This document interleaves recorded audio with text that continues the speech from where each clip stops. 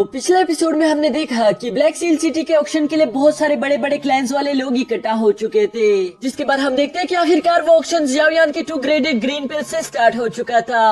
अब आगे तो नेक्स्ट एपिसोड बिल्कुल इसी चीज से शुरू होता है, जहां ऑक्शन का होस्ट बताता है कि ये 2 ग्रीन मैजिकल पिल्स काफी ज्यादा कमाल की है। इनको इस्तेमाल करने से आपके सारे कल्टीवेशन बैरियर्स टूट जाएंगे और मजे की बात तो ये है कि इसका कोई साइड इफेक्ट भी नहीं है। ये सुनकर वहाँ पर मौजूद लोगों ने इसके लिए बोली लगाना शुरू कर दिया था, जिसमें सबसे पहला आदमी खड़ा होकर कहता है कि मैं इस पिल्स के लिए आपको 3,30,000 गोल्ड कोइंस दूंगा। ये बोली इसी तरह बढ़ते बढ़ते 4 लाख गोल्ड कोइंस तक चली गई थी, जो सुनकर जियावियान काफी ज्यादा खुश दिखाई दे रहा था। उसे इस बात की खुशी थी कि हमें काफी ज्यादा अच्छी कीमत मिल रही है। लेकिन तभी अचानक फैंगलिंग अपना हाथ खड़ा करके कहता है कि मैं इसके लिए आपको 5 लाख गोल्ड कोइंस देने के लिए तैयार हूँ, जो सुनकर जियावियान अचानक से शॉक हो गया था। वो दिल ही दिल में खुश होते हुए कहता है तो अच्छा, इसको भी इन मेडिकल पिल्स में काफी ज्यादा दिलचस्पी हो रही है। यहाँ फैंगलिंग को इन मेडिकल पिल्स के लिए बोली लगाता हुआ देखकर ब्लैक स्कल का लीडर मास्टर शाओ भी बोली लगाना शुरू कर देता है। वो सबसे पहले बोलता है कि मैं इसके लिए 7 लाख देने के लिए तैयार हूँ। मास्टर शाओ की बोली सुनकर फैंग समझ गया था कि वो बस मुझे परेशान करने की कोशिश कर रहा है, वो नहीं चाहता कि मैं ये पिल्स खरीद लूँ। इसलिए हम देखते हैं कि फैंग ने दोबारा से अपना हाथ खड़ा करके 7.5 लाख की बोली लगा दी थी, जिस पर मास्टर शाओ पूरे 1 मिलियन की बोली लगा देता है। जो सुनकर फैंगलिंग मास्टर शाओ से कहता है कि इसका मतलब आप लोग कुछ ज्यादा ही अमीर हो चुके हो, लेकिन मास्टर शाओ कहता है नहीं नहीं, ऐसी तो कोई बात नहीं। क्योंकि साथ ही साथ फैंगलिंग चाय पीते हुए अपने मन ही मन में सोच रहा था कि ये लोग पूरी तरह से गधे हैं, मैंने इन्हें बेवकूफ बनाया और ये लोग बन भी गए। भला 2 पिल्स के लिए 1 मिलियन कौन देता है। यहाँ फैंगलिंग अभी चाय पी ही रहा था कि तभी उसका असिस्टेंट अपना हाथ खड़ा करके 1.5 मिलियन की बोली लगा देता है, जो सुनते ही फैंग के मुंह से चाय निकलकर बाहर आ गई थी।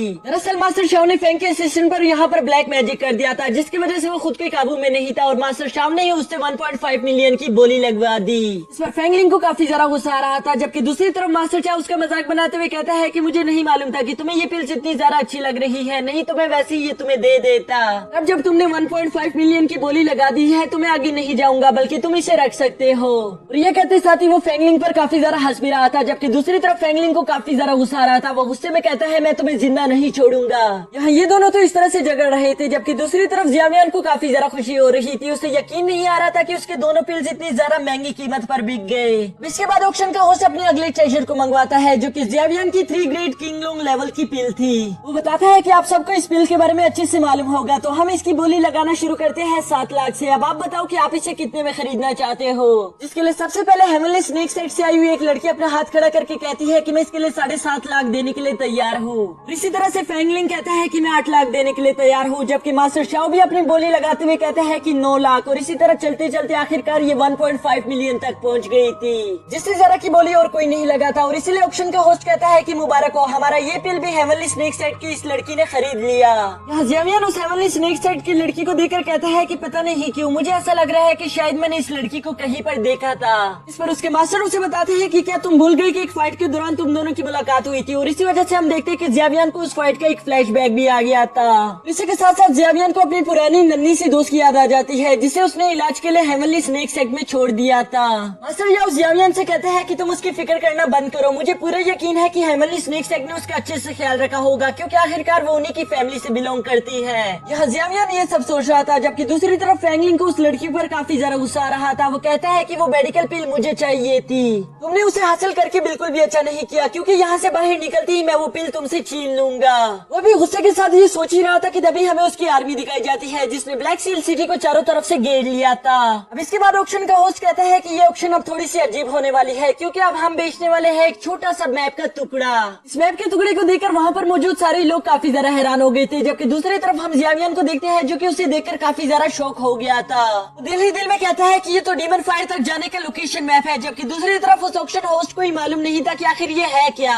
इसलिए वो वहाँ पर मौजूद लोगों को बेवकूफ बनाते हुए कहता है कि ये एक एंशिएंट मैप का टुकड़ा है, जो आपको एक बहुत बड़े ट्रेजर तक ले जाएगा। किसी को मालूम नहीं कि आखिर वो ट्रेजर क्या है, लेकिन फिर भी मैं तुम लोगों को यकीन दिलवा सकता हूँ कि वो बहुत ज्यादा कीमती है। इसलिए बताओ कि कौन इसे 1 लाख गोल्ड कोइंस में खरीदना चाहेगा। जिस पर वहाँ पर मौजूद सारे लोग कहते हैं कि नहीं नहीं, हम बेवकूफ नहीं है। जबकि ऊपर बैठा जियावियान 1 लाख की बोली लगाकर कहता है कि मैं इसे 1 लाख गोल्ड कोइंस में खरीदने के लिए तैयार हूँ। ये सुनकर ऑक्शन होस्ट वहाँ पर मौजूद लोगों को कहता है कि एटलीस्ट थोड़ी सी तो इसकी कीमत कीमत बढ़ाओ, कोई ना कोई तो बोली लगाओ। लेकिन वहाँ पर मौजूद कोई भी आदमी बोली लगाने के लिए तैयार नहीं था। इसीलिए वो ऑक्शन हाउस अभी मजबूरन उस पीस को 1 लाख में बेचने ही वाला था कि तभी फैंगलिंग अपना हाथ खड़ा करके कहता है कि मैं इसके लिए 1,30,000 देने के लिए तैयार हूँ। इसके साथ ही वो जियावियन की तरफ देखकर कहता है कि पता नहीं क्यों ये पीस खरीदने में अचानक से मुझे दिलचस्पी पैदा हो गई। यहाँ तक कि फैंगलिंग का असिस्टेंट भी उसे रोकने की कोशिश करता है कि ये पीस इतना ज्यादा कीमती नहीं कि आप इसके लिए 1,30,000 गोल्ड कॉइंस दे दो।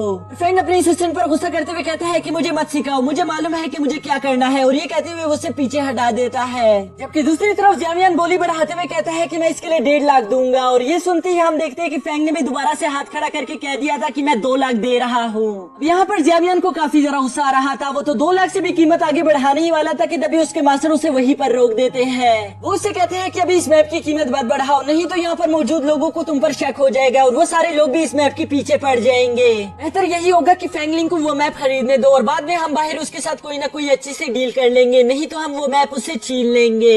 अपने मास्टर की ये सारी बातें सुनने के बाद हम देखते हैं कि आखिरकार जियावियन ने हार मान ली थी, जिसकी वजह से वो मैप का टुकड़ा 2 लाख में फैंगलिंग को मिल जाता है। इसकी वजह से फैंगलिंग काफी जरा खुश दिखाई दे रहा था। उसे ऐसा लग रहा था कि शायद मैंने कोई जंग जीत ली। जबकि दूसरी तरफ जियावियन इस तरह से एक्ट कर रहा था कि मुझे इस बात से कोई फर्क नहीं पड़ता कि तुमने वो मैप खरीद लिया, क्योंकि मेरे लिए वो मैप जरा सा भी कीमती नहीं है।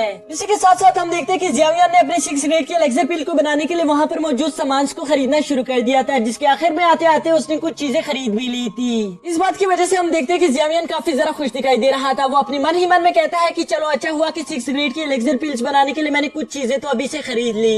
यहाँ इसके बाद हम देखते हैं कि वो ऑक्शन हाउस इन सबके सामने एक स्क्रोल रख देता है, जिसमें एक फाइटिंग लाइटनिंग स्किल्स के बारे में लिखा हुआ था। ये लाइटनिंग स्किल्स टेक्निक काफी ज्यादा खतरनाक थी। अगर कोई भी इसे सीख ले तो वो अपनी फाइटिंग के दौरान इसका बहुत ही अच्छे से इस्तेमाल कर सकता है, क्योंकि इसकी वजह से किसी की रफ्तार बहुत ज्यादा तेज हो जाएगी। जो जानने के बाद जियावियन, फैंगलिंग, मास्टर शाओ, यहाँ तक कि हेमली स्नेक सेक्ट वाली वो लड़की भी उस स्किल में काफी ज्यादा इंटरेस्टेड दिखाई दे रही थी। लेकिन यहीं पर हम देखते हैं कि जियावियन को उसकी टीचर ने मना कर दिया था कि तुम उस स्किल को नहीं खरीदोगे। माना कि वो काफी ज्यादा अच्छी है, लेकिन वो फिर भी बहुत ज्यादा खतरनाक है। इसको सीखते वक्त तुम्हारी जान भी जा सकती है, इसलिए मैं नहीं चाहता कि तुम इस स्किल को खरीदो। और इसलिए हम देखते हैं कि जियावियन ने तो पहले से ही हार मान ली थी। कि दूसरी तरफ मास्टर शाओ अपने दिल में पूरी तरह से इरादा करके बैठे हुए थे कि चाहे कुछ भी हो जाए, आज मैं इस स्किल को हर हाल में हासिल करके ही रहूंगा। इसलिए हम देखते हैं कि बोली स्टार्ट होते ही वो सबसे पहले 5 मिलियन की बोली लगा देते हैं, जो सुनते ही वहाँ पर मौजूद सारे लोग काफी ज्यादा शॉक हो गए थे। ये सुनकर वहाँ पर मौजूद हेवली स्नेक सेट की वो लड़की भी काफी ज्यादा इंप्रेस हो गई थी, लेकिन इसके बावजूद भी वो 5.1 मिलियन की बोली लगा देती है।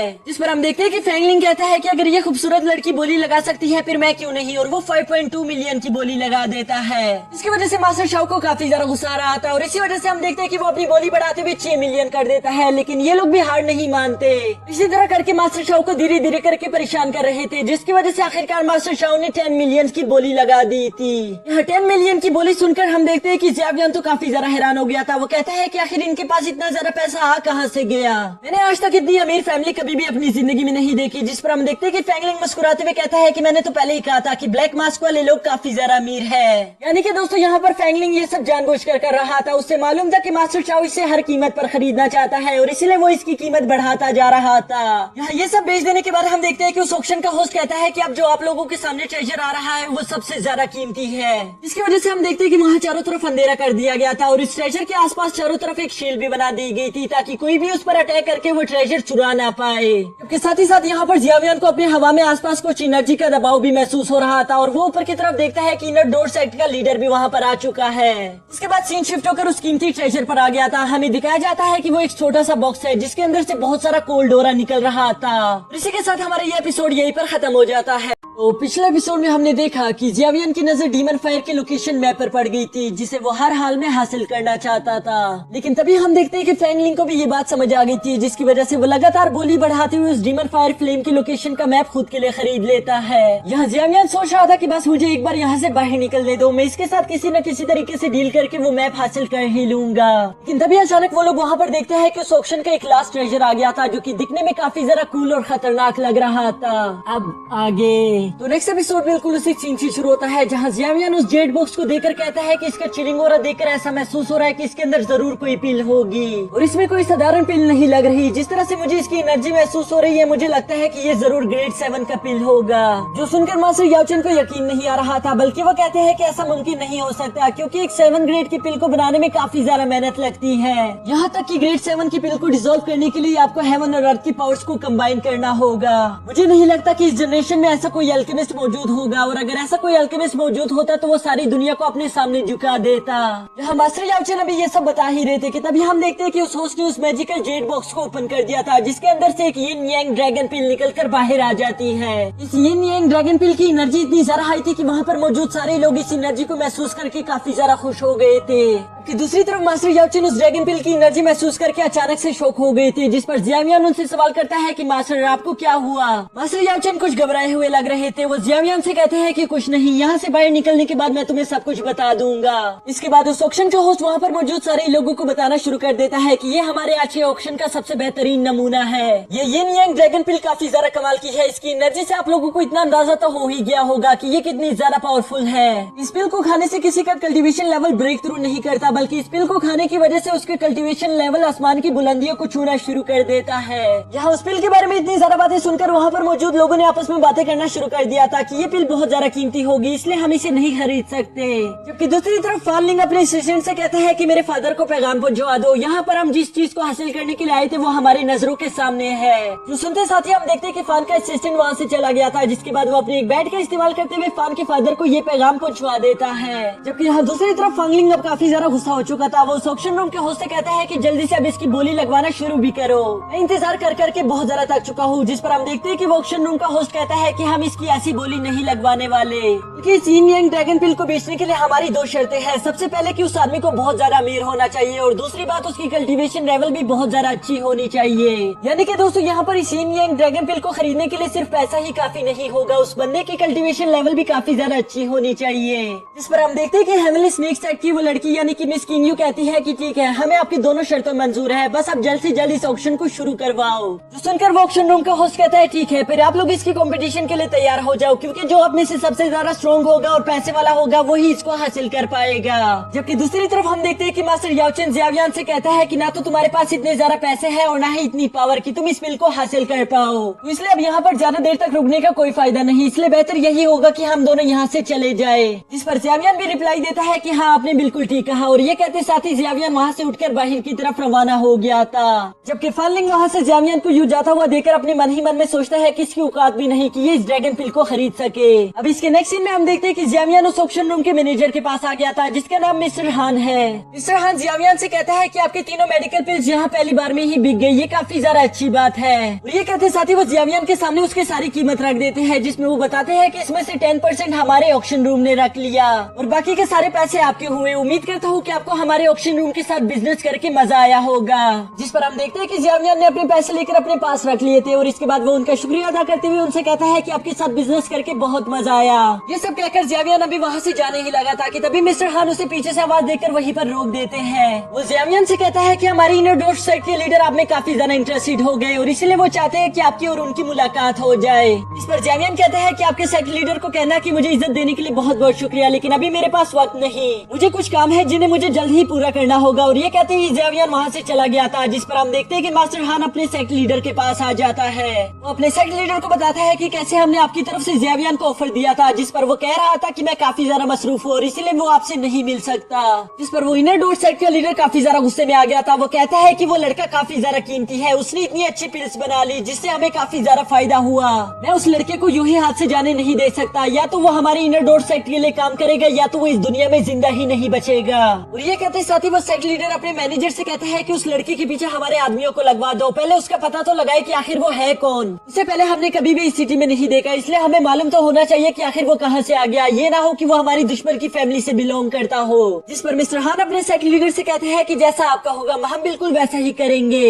इसके नेक्स्ट सीन में हम देखते हैं कि इनर डोर सेक्ट के कुछ सिपाही जियावियान का पीछा कर रहे थे, जिस पर उसके मास्टर जियावियान को सब बता देते हैं। जियावियान को जैसी ये बात मालूम होती है वो अपने मास्टर से कहता है कि मुझे भी अच्छे से मालूम है कि इन लोगों से मैं पीछा कैसे छुड़वाऊंगा। और ये कहते साथ ही हम देखते हैं कि ज़ावियान अपनी जगह पर ही रुक गया था, जो देखकर वो बाकी के सिपाही भी दूसरी तरफ देखकर एक्टिंग करना शुरू कर देते हैं कि हम उसका पीछा नहीं कर रहे। लेकिन यही तो इन सबकी सबसे बड़ी गलती थी, क्योंकि अगले ही लम्हे जैसे देखते ज़ावियान वहाँ पर मौजूद नहीं था। ये लोग काफी ज्यादा हैरान होते हुए उसे चारों तरफ ढूंढना शुरू कर देते हैं। इन लोगों को समझ नहीं आ रहा था कि आखिर वो एक लम्हे में कैसे गायब हो गया, क्योंकि असल में ज़ावियान वहाँ से कहीं पर भी नहीं गया था, बल्कि उसने सिर्फ अपनी हुडी उतार दी थी और वो इन्हीं की नजरों के सामने था, पर ये लोग उसे पहचान नहीं पा रहे थे। अब इन लोगों के यहाँ से जाने के बाद हम देखते हैं कि ज़ावियान ने अपनी हुडी दोबारा से पहन ली थी, जिस पर उसके मास्टर उससे कहते हैं कि अभी तुम्हें फान लिंग का पीछा करने के लिए चले जाना चाहिए। यानी कि दोस्तों ये लोग फान लिंग से मिलने के लिए जा रहे हैं, ताकि वो उसके पास मौजूद उस डीमन फ्लेम के मैप के टुकड़े को हासिल कर सके। इसी के साथ सीन शिफ्ट होकर मिस किंग ऊपर आ गया था, जो कि ऑक्शन रूम के बाहर खड़ी थी, और हमें मालूम हो जाता है कि वो यिन यांग ड्रैगन पिल भी इनको ही मिल चुकी है, क्योंकि मिस किंग की पावर फान लिंग और मास्टर शाओ दोनों से ही कई गुना ज्यादा थी। यहाँ यिन यांग ड्रैगन पिल की वजह से इन लोगों को काफी ज्यादा डर भी लग रहा था, क्योंकि इन लोगों को ये बात अच्छे से मालूम थी कि हो सकता है कि हम पर रास्ते में हमला हो जाए। इसलिए मिस किंग अपने हेवनली स्नेक सेक्टर बाकियों के लोगों से कहती है कि चाहे कुछ भी हो जाए हमें रास्ते में रुकना नहीं होगा।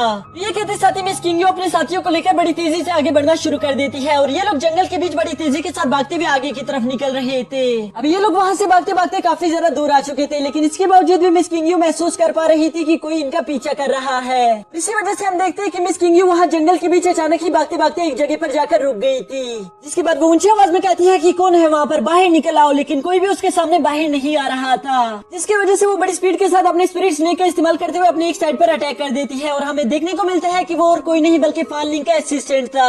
साथ ही साथ हमें यहाँ पर ये बात भी जानने को मिलती है कि फान लिंग का असिस्टेंट काफी ज्यादा पावरफुल था, और इसी वजह से वो अपने एक ही हाथ का इस्तेमाल करते हुए स्नेक को उठाकर दूर फेंक देता है। जिसके बाद अचानक से हम देखते हैं कि हेवनली स्नेक सेक्टर पर बहुत सारी स्पिरिचुअल तीरों की बारिश हो गई थी, जिन्हें रोकने के लिए मिस किंग अपने सामने एक शील्ड बना लेती है। यहाँ उस शील्ड का इस्तेमाल करके हम देखते हैं कि मिस किंग ने अपनी और अपने दोस्तों की जान बचा ली थी, जो देखकर वो असिस्टेंट कहता है कि मानना पड़ेगा मिस किंग आप बहुत ज्यादा कमाल की हो।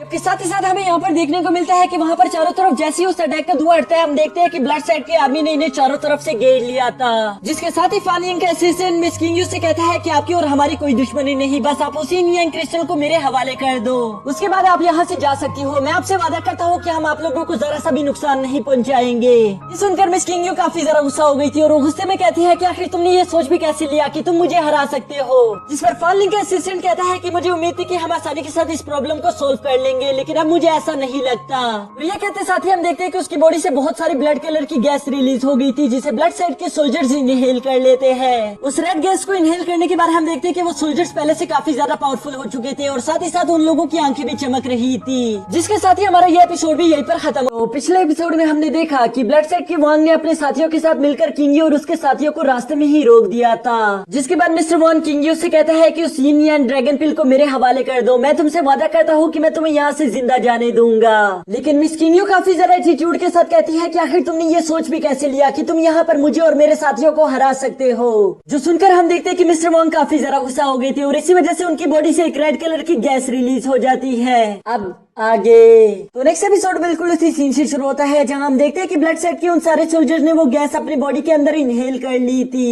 इस गैस को इनहेल करने की वजह से ये लोग पहले से काफी ज्यादा खूंखार हो चुके थे, जिसके बाद हम देखते हैं कि इन लोगों ने मिलकर हेवनली स्नेक सेट पर अटैक करना शुरू कर दिया था। यहाँ साथ ही साथ इस फाइट के दौरान हमें ये बात भी अच्छे से मालूम हो जाती है कि वो सोल्जर्स पूरी तरह से बेहोशी की हालत में है, यानी कि उन लोगों को चोट और दर्द का एहसास नहीं हो रहा, जिसकी वजह से वो लोग किंग के आदमियों पर बहुत ही बुरी तरीके से बारी पड़ रहे थे। ये देखकर मिस किंग काफी ज्यादा परेशान हो गई थी कि तभी मिस्टर वॉन्ग कहता है कि देख लिया तुमने अपने गुस्से का अंजाम, अभी भी तुम्हारे पास मौका है, अगर चाहो तो तुम उस पिल को मेरे हवाले कर दो, मैं तुम्हारे बाकियों के साथियों को जिंदा छोड़ दूंगा। जिस पर मिस किंग काफी ज्यादा गुस्से के साथ अपनी तलवार निकाल कर कहती है कि ख्वाब देखना बंद करो, और ये कहते साथ ही वो आगे बढ़ते हुए अटैक करना शुरू कर देती है। यहाँ मिस किंग की रफ्तार काफी ज्यादा हाई थी, इसलिए उसके रास्ते में जो भी वॉरियर आता था वो फौरन से उसका गला काट देती थी, और इसी तरह करते करते वो अपने रास्ते में सारे सिपाहियों को खत्म करके सीधा मिस्टर वॉन्ग के पास पहुंच जाती है, जहाँ उसने फौरन से उस पर भी एक एनर्जी ब्लास्ट अटैक कर दिया था। लेकिन मिस्टर वॉन्ग वक्त रहते ही अपने सामने एक एनर्जी शील्ड बना लेते हैं, जिसके साथ ही सीन शिफ्ट होकर हमारे हीरो ज़ावियान पर आ जाता है। वो अभी भी काफी ज्यादा तेजी के साथ आगे बढ़ता जा रहा था कि तभी उसके मास्टर उससे कहते हैं कि जरा ध्यान से जाओ, मुझे लग रहा है कि आगे काफी ज्यादा खतरनाक फाइट चल रही है। जिस पर ज़ावियान अपने मास्टर से कहता है कि हाँ आपने बिल्कुल ठीक कहा, मैं भी उस एनर्जी को महसूस कर पा रहा हूँ। इसके बाद सीन शिफ्ट होकर दोबारा से उसी फाइट पर आ गया था, जहाँ हम देखते हैं कि मिस्टर वॉन्ग काफी ज्यादा वीक पड़ चुका है, और इसी वजह से वो उस एनर्जी ब्लास्ट को रोक नहीं पाता। था। यहाँ उस एनर्जी अटैक की वजह से हम देखते हैं कि मिस्टर वांग काफी बुरी तरीके से घायल हो चुके थे, जिसके बाद मिस किंगयू उसके पास आकर उसे कहती है कि फाइट से पहले शायद तुम कुछ कह रहे थे। मिस किंगयू यहाँ पर काफी ज्यादा खुश दिखाई दे रही थी कि तभी अचानक से उसको हवा में कुछ चमगादड़ दिखाई दे देते हैं, जिस पर किंगयू कहती है कि नहीं ऐसा नहीं हो सकता। और इसी के साथ हम देखते हैं कि उन चमगादड़ों ने किंगयू के साथियों पर अटैक करना शुरू कर दिया था।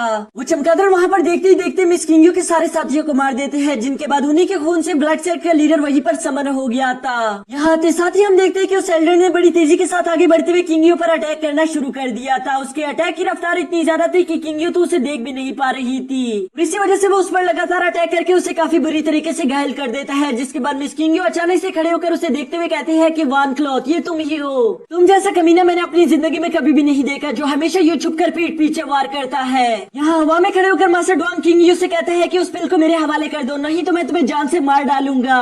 यहाँ साथ ही साथ हम देखते हैं कि जियावियान भी वहाँ पर पहुँच चुका था, जो कि एक दरख्त के पीछे छुपकर ये सब देख रहा था। तभी अचानक हम देखते हैं कि यंग मास्टर फॉलिंग भी वहाँ पर आ गया था, जो कि अपने फादर से कहता है कि अगर आपकी इजाजत हो तो मैं इसे मारकर इसका खून पीना चाहूंगा। यहाँ मिस किंगयू इन सबको अपने सामने देखकर समझ गई थी कि मैं काफी ज्यादा घायल हो चुकी हूँ और इसलिए मैं इन सबसे अकेले फाइट नहीं कर सकती। वो खड़े होकर उस यिन यांग पिल को अपने हाथ में समन कर लेती है, जिसके बाद वो इनको कहती है कि अगर तुम लोगों ने एक भी कदम आगे बढ़ाया तो मैं इसे चकनाचूर कर दूंगी। मतलब कि यह हमारा ना हो सका तो मैं तुमसे वादा करती हूँ कि ये तुम्हारा भी नहीं हो पाएगा। जो सुनकर मास्टर डुआंग कहता है कि नहीं, तुम ये गलती कभी भी नहीं कर सकती, वरना तुम्हें मालूम है कि मैं तुम्हें इतना तड़पाऊंगा कि तुम अपनी मौत के लिए भी तरसोगी। जो सुनकर हम देखते हैं कि मिस किंगयू को काफी ज्यादा गुस्सा आ गया था और इसीलिए वो उस बॉक्स को काफी जोरों के साथ दबाना शुरू कर देती है। यानी कि वो यहाँ पर वो यिन यांग ड्रैगन पिल को डिस्ट्रॉय करने ही वाली थी, जो देखकर डुआंग को भी काफी ज्यादा गुस्सा आ गया था और इसीलिए वो बड़ी तेजी के साथ टेलीपोर्ट होकर मिस किंगयू के पीछे आ जाता है। जहाँ आते साथ ही हम देखते हैं कि उसने बड़ी तेजी के साथ मिस किंगयू का हाथ तोड़ दिया था और वो बड़ी तेजी के साथ उस बॉक्स को लेकर वापस अपनी जगह पर टेलीपोर्ट हो जाता है। जिसके बाद हम देखते हैं कि मास्टर डुआंग ने वो ड्रैगन पिल फांग लिंग को दे दी थी और वो उससे कहता है कि इसे लेकर वापस सेट की तरफ लौट जाओ। साथ ही साथ वो अपने साथियों से कहता है कि फांग लिंग की हिफाजत करना, अगर उसे या उस ड्रैगन पिल को कुछ भी हुआ तो मैं तुम में से किसी को भी जिंदा नहीं छोड़ूंगा। यहाँ ये बात सुनते हम देखते हैं कि फांग लिंग फौरन से अपने साथियों को लेकर वापस क्लैन की तरफ निकल चुका था, जबकि दूसरी तरफ मिस किंगयू भी काफी ज्यादा गुस्से में आ गई थी। जिसके साथ ही हम देखते हैं कि उसने काफी ज्यादा हाई एनर्जी रिलीज करते हुए फौरन से अपनी तलवार उठाकर डुआंग पर अटैक करना शुरू कर दिया था, जबकि दूसरी तरफ डुआंग को इस बात से जरा सा भी फाइट नहीं पड़ रहा था। वो काफी ज्यादा शांति के साथ अपने स्पीयर को निकालकर फाइट के लिए खुद को रेडी कर लेता है। यहाँ दूसरी तरफ हम जियावियान को देखते हैं, जो कि अभी भी उस दरख्त के पीछे छुपा हुआ था। वो यहाँ पर खड़ा होकर मिस किंगयू की मदद करना चाहता था, लेकिन साथ ही साथ उसके लिए फांग लिंग को पकड़ना भी बहुत ज्यादा जरूरी है, इसलिए वो मिस किंगयू को वहीं पर छोड़कर फौरन से फांग लिंग के पीछे भागना शुरू हो गया था।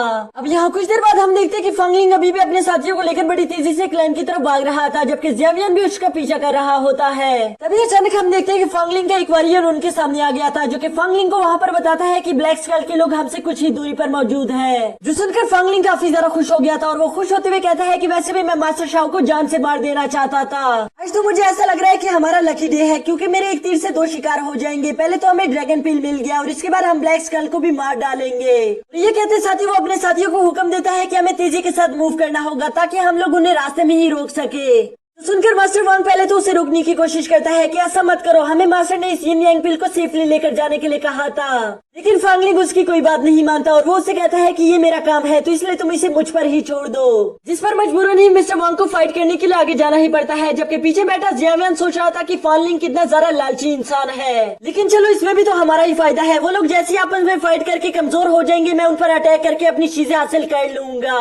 और इसी वजह से हम देखते हैं कि जियावियान ने भी फांग लिंग का पीछा करना शुरू कर दिया था और आखिरकार वो उस फाइट वाली जगह पर पहुंच भी जाता है। यहाँ उसके पहुंचने साथ ही हम देखते हैं कि फांग लिंग और उसके साथियों ने मिलकर ब्लैक सेल के सारे आदमियों को मार दिया था, जिसके आखिर में फांग लिंग काफी ज्यादा बेरहमी के साथ मास्टर शाओ को भी जान से मारने लगा था। यहाँ मास्टर शाओ डर के मारे कहता है कि तुम मुझे नहीं मार सकते, अगर तुमने मुझे गलती से भी मार डाला तो ब्लैक स्कल वाले लोग तुम्हारे पूरे क्लैन को खत्म कर डालेंगे। जो सुनकर फांग लिंग एक केवल मुस्कुराहट के साथ कहता है कि वो तो तब ना जब उन्हें मालूम होगा कि तुम्हें किसने मारा है। और ये कहते साथ ही हम देखते हैं कि फांग लिंग ने अपने ब्लड पॉम्प टेक्निक का इस्तेमाल करना शुरू कर दिया था, जिसके इस्तेमाल से वो वहीं पर मास्टर शाओ को जान से मार डालता है। इसके बाद हम देखते हैं कि फांग लिंग ने मास्टर शाओ के सारे ट्रेजर्स को भी हासिल कर लिया था, जबकि दूसरी तरफ जियावियान एक दरख्त पर बैठकर ये सारा नजारा देख रहा था। तभी अचानक फांग लिंग उससे वहीं पर नोटिस कर लेता है, जिसके साथ ही हम देखते हैं कि उसने अपने डैगर का इस्तेमाल करके उस पर फौरन से अटैक कर दिया था। इस अटैक को डॉज करके फौरन से जियावियान जमीन पर उतर आया था, जिसके बाद हम देखते हैं कि फांग लिंग और उसके साथी उसे चारों तरफ से घेर लेते हैं। यहाँ फांग लिंग जियावियान से कहता है कि तुम्हें क्या लगा था कि मैंने तुम्हें नोटिस नहीं किया, मुझे पहले से मालूम था कि तुम हमारा पीछा कर रहे हो, लेकिन पहले मैं मास्टर शाओ को निपटाना चाहता